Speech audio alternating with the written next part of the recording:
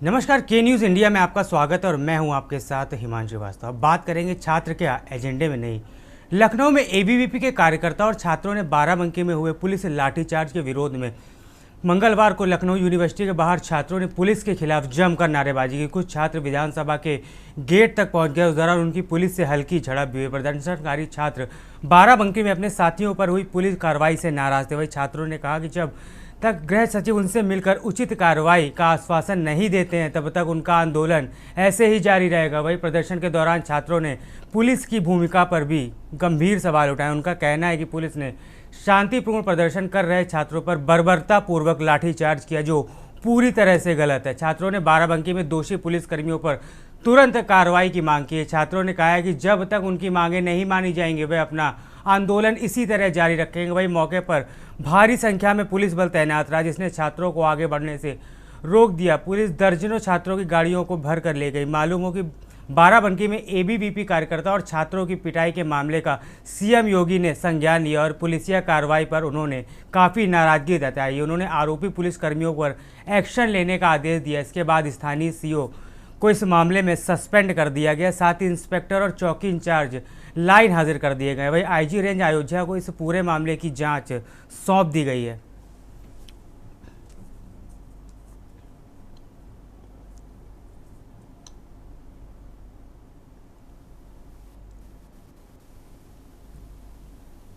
प्रदर्शन आज से नहीं 20 दिन पहले से चल रहा था, जहाँ पे वहाँ के SRMU में पढ़ रहे विद्यार्थियों से अवैध तरीके से फीस वसूली की जा रही थी। यानी कि अगर सोशल वेलफेयर के नाम पे बच्चों से 100 रुपीज़ लिए जा रहे थे, बच्चों ने अगर उस फीस को देने में देरी किया, उसकी वजह से 10,000 रुपीज़ बच्चों से फाइन के नाम पे वसूले जा रहे थे। हमने 20 दिन पहले प्रोटेस्ट किया था। हमें आश्वासन दिया गया कि बच्चों का फाइन वापस कर दिया गया है, झूठ बोला गया। उसके बाद बच्चों द्वारा कर्मचारियों के थ्रू, उस विश्वविद्यालय में काम कर रहे कर्मचारियों के थ्रू पता चलता है कि SRM यूनिवर्सिटी में जो लॉ फैकल्टी है उसका एफिलिएशन कहीं से भी नहीं है, राइट।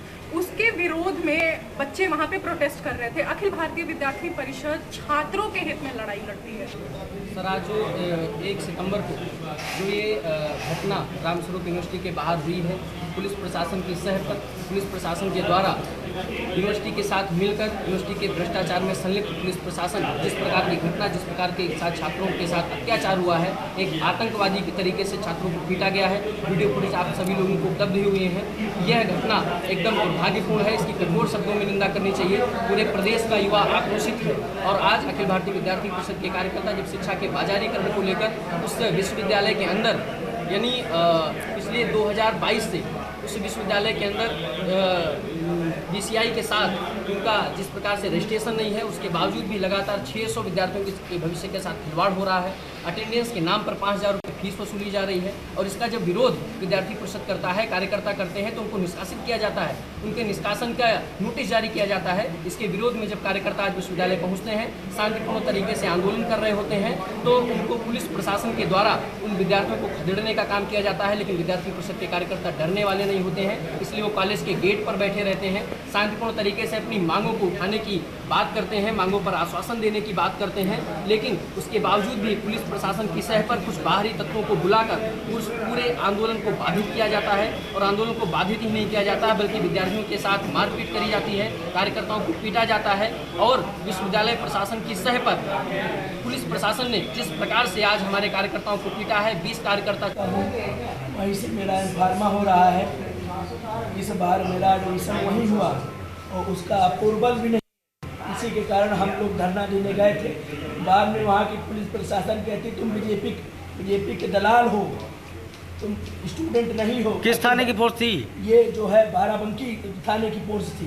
इतना करप्ट हो गए हैं बाराबंकी वाले।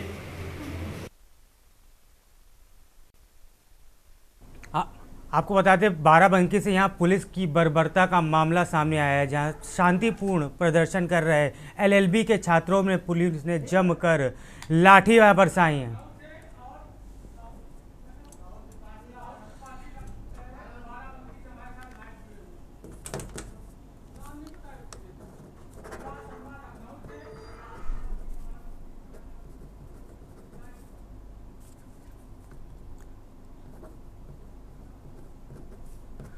इस पर ज़्यादा जानकारी के लिए हमारे साथ लखनऊ से शिवा शर्मा और बाराबंकी से राहुल जुड़ चुके हैं।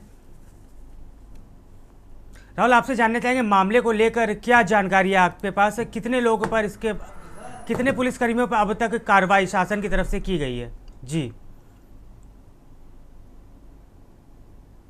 आक्रोश के बाद से आज दोपहर से ही मंडलायुक्त और आईजी बाराबंकी में मौजूद हैं।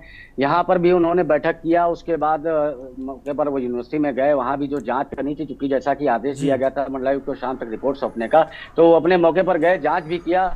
जो अभी की जानकारी मिल पाई है, अभी कुछ ही देर पहले तक यहाँ पर वार्ता चल रही थी अखिल भारतीय विद्यार्थी परिषद के पदाधिकारियों के साथ, उनकी एक बैठक चल रही थी। उस बैठक में निकलने के बाद हमने उनसे बात भी किया, उसके पदाधिकारियों से। तो उनके राष्ट्रीय मंत्री हैं अंकित शुक्ला, उन्होंने यह बताया कि वार्ता हमारी ये रही है कि मंडलायुक्त ने आश्वस्त किया है कि यूनिवर्सिटी पर भी कार्रवाई होगी, क्योंकि देखा जाए कि तो कल जो बर्बरतापूर्वक ये लाठीचार्ज हुआ था, उसके बाद से जो कार्रवाई हुई है वो सिर्फ पुलिसकर्मियों पर हुई है, जबकि छात्रों की ये मांग है कि यूनिवर्सिटी प्रशासन पर किसी तरह की कोई कार्रवाई नहीं की जा रही। जबकि वहाँ के जो यूनिवर्सिटी के रजिस्ट्रार हैं, उनसे जब हमने बात किया, उनका ये कहना था कि हमारे यहाँ रेन्यूअल की जो दिक्कत आ रही थी, लेकिन रजिस्ट्रेशन है। जबकि उनसे सवाल करने पर वो जवाब सही नहीं दे पा रही थी। वो बार बार एक ही बात को दोहरा रही थी कि रजिस्ट्रेशन है, रिन्यूअल नहीं है। तो जब 3 वर्षों से रिन्यूअल नहीं है, तो किस आधार पर ये लगातार एडमिशन लेते रहे हैं और लोगों को डिग्रियां भी बांटते रहे हैं? जबकि छात्रों का स्पष्ट यही आरोप रहा है कि बगैर रिन्यूअल के इस तरह से डिग्री किस प्रकार से दे सकते हैं, और इन पर कार्रवाई क्यों नहीं हो रही, जिसकी वजह से ज्यादा छात्र आक्रोशित रहे हैं। साथ ही साथ अभी आईजी साहब जब यहाँ पर दौरे पर रहे, जब उन्होंने जांच किया, तो उनसे बात करने का प्रयास किया गया, तो उनका ये कहना था कि हम लोग अपनी जांच कर रहे हैं, हमें जांच करके आगे की कार्रवाई सुनिश्चित करेंगे। कुछ भी बोलने से विशेष तौर पर वो इनकार करते रहे, लेकिन उन्होंने ये इंडिकेट जरूर कर दिया कि छात्रों से जो उनकी वार्ता रही है, उसमें यह बात स्पष्ट हो गई कि छात्र कहीं ना कहीं कुछ हद तक संतुष्ट नजर आए हैं। जो उनकी मांगे हैं, उस पर यह कहा गया है कि प्रत्येक दोषी पर कार्रवाई की जाएगी। चौकी के सभी पुलिसकर्मी, चाहे वो चौकी इंचार्ज हो, चाहे वहाँ के सिपाही हो, उनको भी लाइन हाजिर कर दिया गया। कोतवाली नगर प्रभारी निरीक्षक को भी लाइन हाजिर कर दिया गया था और सीओ को सस्पेंड कर दिया गया था, जैसा कि आज सुबह तक ही कार्रवाई हुई थी। उसके बाद से सभी अधिकारी अपने अपने प्रयास में जुट गए, क्योंकि मामले का संज्ञान सीएम योगी ने खुद ले रखा है और उन्होंने आज शाम तक रिपोर्ट देने को कहा है। इसलिए लगातार दोपहर से मंडलायुक्त और आईजी बाराबंकी में मौजूद है। आने वाले कुछ समय में, यानी 1 घंटे के अंदर अंदर, जैसा कि आईजी द्वारा ये बताया गया कि प्रेस विज्ञप्ति जारी करके पूरी जांच के संबंध में आगे की जानकारी से अवगत कराया जाएगा। मामले को लेकर अन्य छात्रों की क्या प्रतिक्रिया सामने आई है इसमें? देखिए, छात्रों से इस विषय पर जो बात की जा रही, लगातार छात्र आंदोलित रहे हैं, उनमें आक्रोश रहा है। लेकिन अभी देर शाम उनकी एक बैठक हुई, जिसमें मंडलायुक्त और आईजी खुद मौजूद थे। उन्हीं के साथ उनकी बैठक हुई। उनके राष्ट्रीय मंत्री के नेतृत्व में कई पदाधिकारी, पुलिस लाइन में एक बैठक चल रही थी, जहां पर ये पूरी बात चली और छात्रों ने अपनी बात को रखा कि जो उनकी मुख्य मांगे हैं, जिस हिसाब से कार्रवाई की गई थी, उस पूरी कार्रवाई से वो पूरी तरह से संतुष्ट नहीं है, क्योंकि कार्रवाई सिर्फ पुलिसकर्मियों पर की गई है और सीओ लेवल तक सीमित रखी गई है। जबकि छात्रों का ये स्पष्ट कहना है कि यूनिवर्सिटी में जब गलत तरीके से यूनिवर्सिटी वो बांट रही है डिग्री, तो इन पर कार्रवाई क्यों नहीं की जा रही? कहीं ना कहीं छात्रों का ये भी आरोप है कि किसी बड़े व्यक्ति का यूनिवर्सिटी में दखल होने के कारण इस तरह से कार्रवाइयों से परहेज किया जा रहा है, जिस हमारे छात्रों में काफी आक्रोश है। और यूनिवर्सिटी के विषय में कार्रवाई करने को लेकर मंडलायुक्त ने छात्रों को आश्वस्त किया है कि उनका जहां भी दोष पाया जा रहा है, उस स्तर पर संबंधित कार्रवाई जरूर की जाएगी। शुक्रिया राहुल जानकारी के लिए। अब हम बात करते हैं शिवा शर्मा। शिवा शर्मा, मामले आप हमारे साथ बने रहिएगा। शिवा शर्मा, मामले को लेकर क्या जानकारी है आपके पास? शिवा, आपसे जानना चाहेंगे मामले को लेकर, लाठीचार्ज को लेकर क्या जानकारी? देखिए, बाराबंकी में जो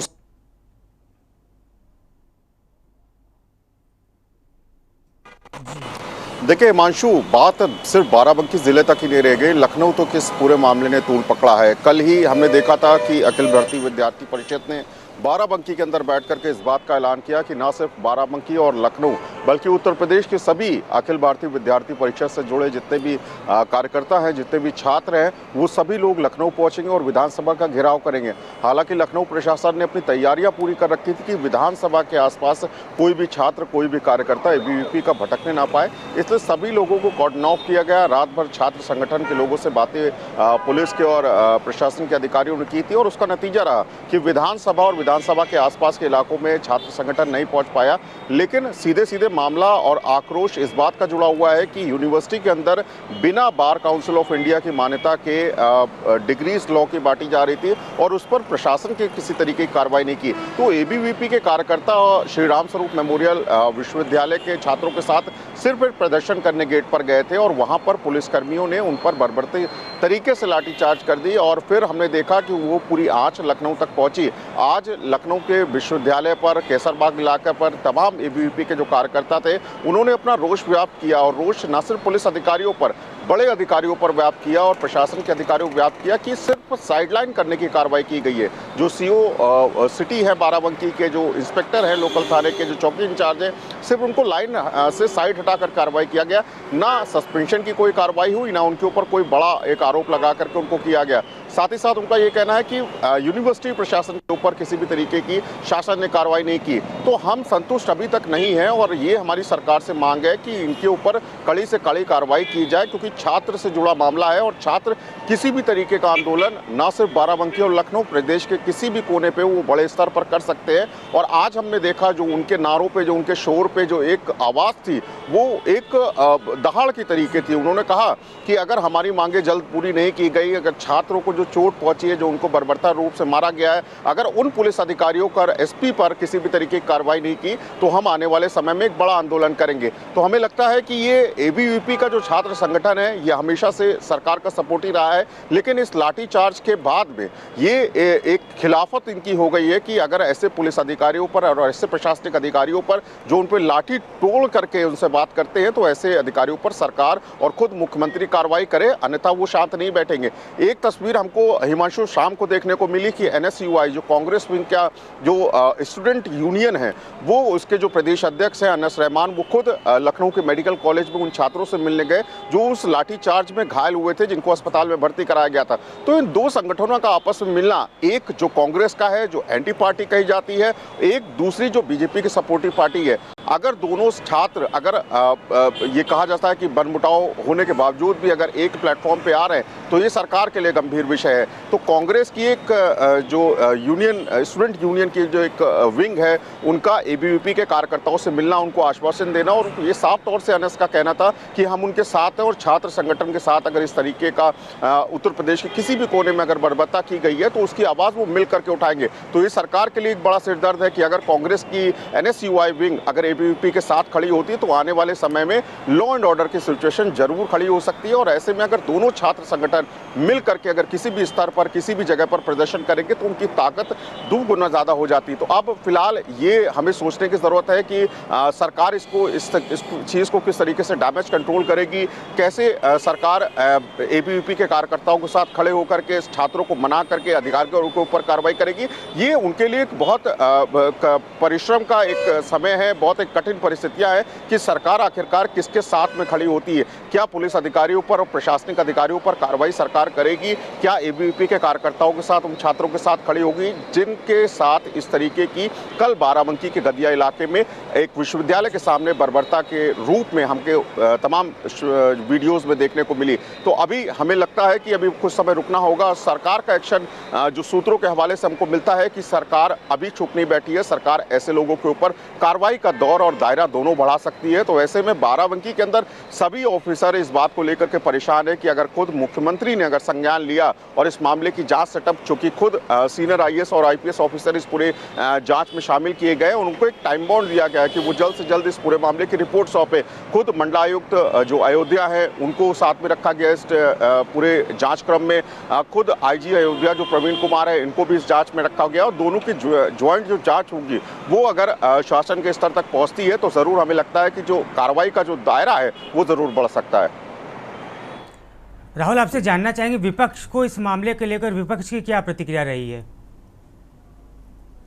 देखिए, कल जब से ये घटना हुई तब तक जनपद बाराबंकी में एबीवीपी के जो छात्रों के अलावा अन्य कई संगठन भी इनके सहयोग में आ गए हैं। आज जो हम लोग को जानकारी मिल पाई थी उसके अनुसार कई किसान संगठन ऐसे हैं जिनके राष्ट्रीय स्तर के पदाधिकारी भी कल बाराबंकी जनपद में आने वाले हैं। बाराबंकी की कई अन्य तहसीलों में, जैसे आज दोपहर में ही फतेहपुर में कई संगठन इकट्ठा हो गए थे और उन्होंने छात्रों को सहयोग करने की बात कही है और साथ ही साथ ज्ञापन भी सौंपे गए हैं। स्थिति ये स्पष्ट नजर आ रही है कि अन्य संगठन, चाहे वो राजनीतिक दलों से लोग हों, चाहे वो छात्र संगठन हो और चाहे कुछ अन्य दल हो, उन्होंने राहुल आपसे जानना चाहेंगे इस वक्त क्या स्थिति है? जो घायल लाठीचार्ज में छात्र हुए हैं उनकी क्या स्थिति है? उनकी हालत को लेकर कोई अपडेट है आपके पास? देखिए, इस समय जो यहाँ से जानकारी मिल पाई है कि करीब 20 लोग उसमें घायल हुए थे, जिनमें 5 लोगों की ज्यादा चोटें आई थी, एक का पैर टूटा हुआ था। एक ऐसा छात्र था जिसको न्यूरो की प्रॉब्लम थी और उसके लाठी ज्यादा लग जाने की वजह से उसकी हालत गंभीर थी, जिसको देर रात ही रेफर कर दिया गया था। वहाँ का भी क्या स्थिति है ये स्पष्ट नहीं हो पाई है, लेकिन बाकी अन्य छात्रों के अनुसार कुछ जो ज्यादा गंभीर छात्र थे, जो ज्यादा गंभीर घायल थे, वो अभी वहीं एडमिट है और उनका इलाज चल रहा है। धन्यवाद जानकारी देने के लिए। राहुल आपके पास लौटेंगे। मामले को लेकर कुछ शिवा, मामले को लेकर क्या अपडेट है आपके पास? क्या आप किसी छात्र को ज़्यादा चोट लगी है? प्रशासन की तरफ से क्या इंतजाम किए गए हैं? देखिए, छात्रों में आक्रोश बहुत है हिमांशु, और इस बात को लेकर के तमाम जो सभी पदाधिकारी हैं एबीवीपी के, उस बात को सुनिश्चित करना चाहते हैं कि जो भी कार्रवाई अभी तक बाराबंकी में पुलिस अफसरों के साथ हुई वो महज एक दिखावे की कार्रवाई है और ऐसी कार्रवाई उन्हें बिल्कुल नहीं चाहिए। तो कार्रवाई का जो दायरा है वो बड़ा होना चाहिए, जो सख्त कार्रवाई है वो शासन को करनी चाहिए। और ये सिर्फ पुलिसकर्मी ही नहीं, बड़े अधिकारियों के कहने पर छात्रों पर लाठीचार्ज हुई और हमने सालों से देखा हिमांशु कि छात्रों पर लाठी बरपाने से पहले एक बार पुलिस अफसर जरूर सोचते हैं कि आखिरकार इसका रिएक्शन क्या होगा। हमने जो तस्वीरें सोशल मीडिया के माध्यम से और वहां पर कवरेज के दौरान देखी, वो वीडियोस और वो दृश्य काफी ज्यादा भयावह था। और हमें लगता है कि इस तरीके के वीडियोस, इस तरीके के जो स्थिति होती है वो और रोष लाती है छात्रों के अंदर। तो आज फिर कह रहे हैं कि अगर एबीवीपी कार्यकर्ताओं के साथ अगर बेहतर तरीके से अगर बातचीत नहीं की गई, डैमेज कंट्रोल इस पूरी स्थिति को नहीं किया गया, अफसरों के ऊपर जो कार्रवाई है अगर उसका दायरा नहीं बढ़ाया, तो ये सरकार को थोड़ा ये हमें लगता है कि इसको डैमेज कर सकता है। लेकिन अब इस पूरे मामले को शासन और खुद मुख्यमंत्री किस तरीके से लेते हैं ये देखने वाली बात होगी। लेकिन दूसरी तस्वीर फिर से वही बात विचलित कर देती कि आखिरकार एनएसआईयू अगर एबीवीपी के लोगों के पास गई है तो उनको किस तरीके का आश्वासन दिया है ये अभी तक रिवील नहीं किया गया है। लेकिन दोनों का एक साथ मिलना, तस्वीरें अस्पताल से बाहर आना कि हम एनएसआईयू एबीवीपी के कार्यकर्ताओं के साथ खड़े हैं और छात्रों के ऊपर अगर इस तरीके की बर्बरता हुई है तो उसकी पूरी वो निंदा करते हैं। लेकिन प्लानिंग और किस तरीके की बातचीत हुई ये अभी फिलहाल किसी ने रिवील नहीं की है। तो रुकने वाली बात होगी कि जो कार्रवाई का सिलसिला होता है, जो दायरा होता है, वो कितना और ज्यादा बढ़ता है। खुद मुख्यमंत्री इस पूरी घटनाक्रम को किस तरीके से लेते हैं और अफसरों के ऊपर क्या कार्रवाई करते हैं देखने वाली बात होगी। लेकिन अभी तक जो दोपहर तक हमने सिम्टम्स देखे, जो अभी तक पूरा घटनाक्रम देखा, छात्रों के अंदर हिमांशु बहुत ज्यादा रोष है और वो साफ साफ कह रहे हैं कि सरकार इस पर जल्द फैसला ले और जल्द कार्रवाई करे और ऐसे पुलिसकर्मियों के साथ में, ऐसे पुलिस अफसरों के साथ में बिल्कुल भी रवैया नरम नहीं रखना चाहिए और खुद मुख्यमंत्री को इस बात का संज्ञान लेकर के अफसरों के ऊपर कार्रवाई करनी चाहिए। धन्यवाद आपका जानकारी देने के। अब राहुल आपसे पूछना चाहते हैं, अगर छात्रों में इसका गुस्सा है, सभी का धन्यवाद। अहम जानकारी आपको बाराबंकी बता रहे, जहां एलएलबी के छात्र प्रदर्शन, शांति से प्रदर्शन कर रहे छात्रों पर पुलिस की बर्बरता देखी गई है। अब बात करेंगे बड़े फैसले, नेक इरादे, ब्रेक के बाद। आप देख रहे हैं के न्यूज़, खबरों का सारथी। ब्रेक के बाद आपका स्वागत है। अब बात करेंगे बड़े फैसले, नेक इरादे। योगी सरकार ने प्रदेश में आउटसोर्सिंग सेवाओं को अधिक पारदर्शी, सुरक्षित और जवाबदेह बनाने के लिए महत्वपूर्ण कदम उठाए हैं। मुख्यमंत्री योगी आदित्यनाथ की अगुवाई में कैबिनेट बैठक में मंगलवार को कुल 15 प्रस्तावों को स्वीकृति दी गई है, जिसमें कंपनीज एक्ट 2013 सेक्शन 8 के अंतर्गत उत्तर प्रदेश आउटसोर्स सेवा नगर लिमिटेड के गठन को भी मंजूरी दे दी गई। यह एक पब्लिक लिमिटेड कंपनी होगी जिसे नॉन प्रॉफिटेबल संस्था के रूप में संचालित किया जाएगा। इसके माध्यम से अब आउटसोर्सिंग एजेंसियों का चयन सीधे विभाग भी करेंगे, बल्कि नियम जेम पोर्टल के माध्यम से निष्पक्ष और पारदर्शी प्रक्रिया से एजेंसी का चयन करेगा। आउटसोर्स कर्मचारियों का चयन 3 वर्ष के लिए किया जाएगा। कर्मचारियों को 16 से 20 हज़ार रुपये प्रतिमाह मानदेय निर्धारित किया गया। इस निर्णय के माध्यम से सरकार यह सुनिश्चित करेगी प्रत्येक कर्मचारियों को उसका पूरा हक मिल सके, उसका भविष्य सुरक्षित रहे। यह निर्णय न केवल लाखों युवाओं को बेहतर अवसर देगा, बल्कि प्रदेश में रोजगार और सुशासन को नया मॉडल भी स्थापित करेगा।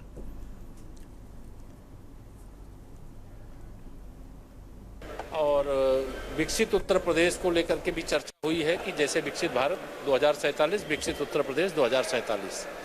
उत्तर प्रदेश में विशेष तौर से अभी तक आउटसोर्सिंग सेक्टर में बहुत शोषण होता था।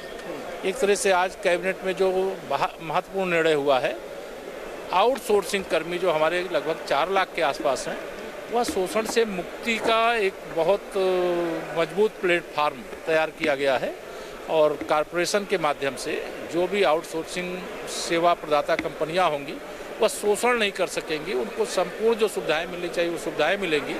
आरक्षण नियमों का अक्षरशः पालन होगा, उसका कोई उल्लंघन नहीं कर सकता। आउटसोर्स है जिसको लेकर के तमाम सारे कर्मचारियों को जो आउटसोर्स पर रखे जाते थे, सर्विस प्रोवाइडर जो हमेशा परेशान करते थे, माननीय मुख्यमंत्री के अध्यक्षता में आज ये कॉरपोरेशन निगम का गठन हुआ है। अब मुझे लगता है कि उनको न्याय मिलेगा और ऐसे ब्लैक जो मिसलीड करते थे या ऐसे लोगों का हक मारते थे उनको ब्लैक लिस्ट किया जाएगा। जी देखिए, आगे समय आने वाला है। अभी संगठन बैठक लोग कर रहे हैं, संगठन और पदाधिकारी जो निर्देश मिलेगा उसको हम लोग काम करेंगे। वोट बढ़ाने को लेकर के बात सब संगठन बैठक करे, जो निर्देश है, और सभी लोग लगे हुए हैं इस काम में। जी, जिस प्रकार से आज कैबिनेट की बैठक थी इसमें अहम बात सब अच्छा चल रहा है। मुख्यमंत्री को सौंप दिया। संभल की दुर्घटना निंदनीय है, शोचनीय है।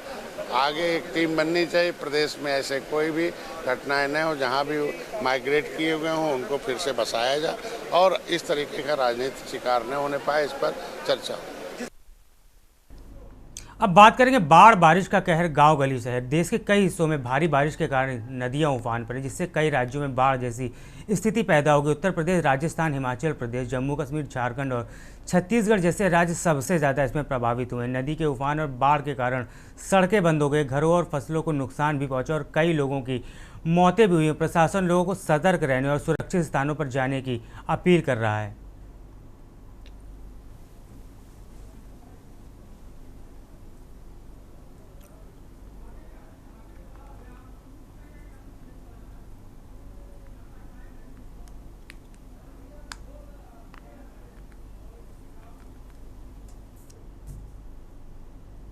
अब बात करते हैं नदी में उफान, टेंशन में बरेली परेशान। बरेली में रामगंगा नदी की स्थिति वर्तमान में अलर्ट मोड पे है। नदी का जलस्तर बढ़ा हुआ है, लेकिन फिलहाल चेतावनी और खतरे के निशानों तक पानी नहीं पहुंचा। पानी रामगंगा पुलिस चौकी तक पहुंच गया है। स्थानीय खेतों में पानी भरने से फसलें बाढ़ की चपेट में आ गई। मीरागंज और आंवला को जोड़ने वाले मार्ग कट चुके हैं, जिससे आवागमन पूरी तरह से बाधित हुआ है। कई हजार बीघा फसलें भी वहाँ पर जलमग्न हो गई हैं।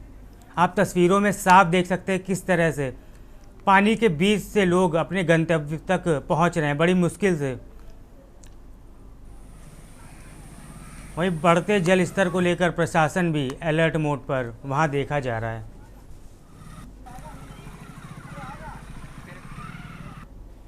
किसानों को इसमें सबसे ज़्यादा परेशानी, उनकी कई हजार फसलें जो हैं इसमें नष्ट हो गई हैं। भाई बढ़ते जल स्तर को लेकर प्रशासन भी अब अलर्ट मोड पर देखा जा रहा है।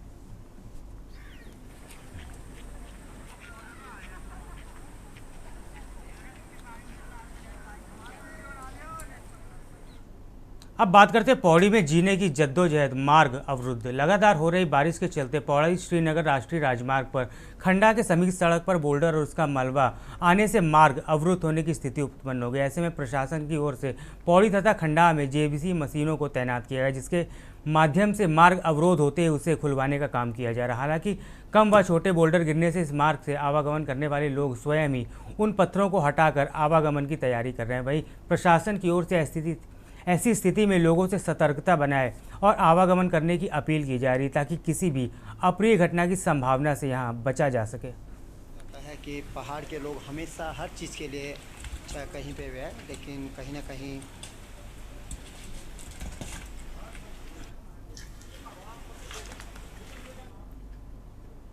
अब बात करेंगे चमोली में मलबा बादल। चमोली जनपद में लगातार हो रही बारिश ने जनजीवन को पूरी तरह से अस्त व्यस्त कर दिया है। ऋषिकेश बद्रीनाथ राष्ट्रीय राजमार्ग कमेड़ा क्षेत्र में बाढ़ पर मलबा आने से मार्ग बाधित हो रहा है, जिससे यात्रियों को घंटों सड़क खुलने का इंतजार करना पड़ रहा है। वहीं भनेर पानी और चटापी पीपल नंदप्रयाग की भी सड़कें अवरुद्ध हैं, जो स्थानीय लोगों और यात्रियों के लिए चिंता का विषय बन गया। प्रशासन द्वारा जेसीबी और पोकलैंड की मशीनों की मदद से मार्गों को खोलने का कार्य लगातार किया जा रहा है। आज कर्णप्रयाग एसडीएम मोहन सिंह रांगड़ ने कमेटा और चटवा पीपल के स्लाइडिंग जोन क्षेत्रों का स्थलीय निरीक्षण कर राहत कार्यों की समीक्षा की। स्थिति पर लगातार निगरानी रखी जा रही है ताकि जल्द से जल्द यातायात को बहाल किया जा सके और लोगों को राहत मिल सके।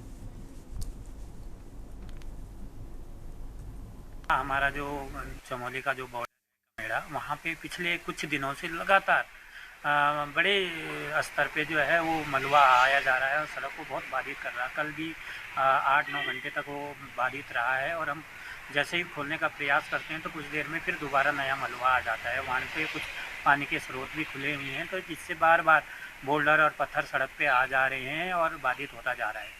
लेकिन हमारी NHI की टीम जो है लगातार वहाँ पे मुस्तैद है, हमारा पुलिस और प्रशासन की टीम भी है। मैं भी अभी थोड़ी देर पहले ही वहाँ से आ रहा हूँ तो पूरा प्रयास किया जा रहा है कि वो उस मार्ग को जो है जल्दी से जल्दी खोला जाए।